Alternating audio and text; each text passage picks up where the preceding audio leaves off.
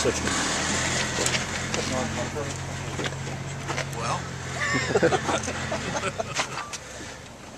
What's the plan on defending Landry? What have you seen out of that offense? well, you know, the guy's a great quarterback. I mean, when he's hot, he's hot, and you know, you just hope that you can defend him. I mean, the guy's he's terrific when he's hot. Does he compare to anybody else that you've seen this year? Yeah, Tom Brady. the guy's good. I mean, he's real good. He's probably one of the better guys in the country. Does that short yardage package they've started doing, is that more of a hassle for a defense, just something else to prepare for? Well, I mean, what they do is they end up, they put, you know, he's a big guy, that quarterback they put in there, and then they put those two fullbacks in there that block in front of him, like elite plays, and it ends up with real, I mean, power football at its utmost. You know, they just try to overpower you in there. Is there a different feel for you this year, being that this is your final game? Is there any different feel for you? No, the only thing for me really is I've never played against Oklahoma before. and as a kid and I've always admired Oklahoma. I've always thought Bob Stoops was a classic guy.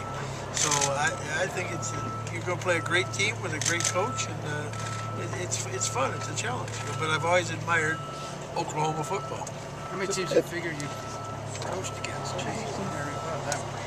Sometime during your career, you've never crossed against Oklahoma? Never played Oklahoma. I've been down there to visit, but never played against them. So this is playing Oklahoma's. Your last game, I guess.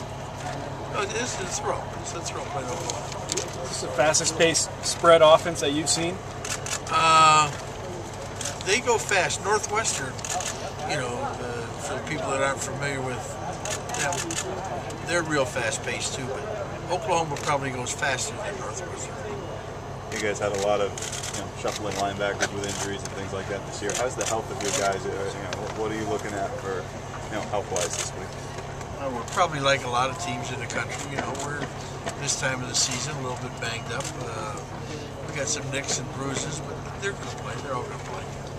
Last year, Missouri racked up the yards, but you kept them out of the end zone for the most part. Is that kind of the same feeling this year? You feel like Landry's probably going to get yards, but keep them away from the big plays and the big touchdowns?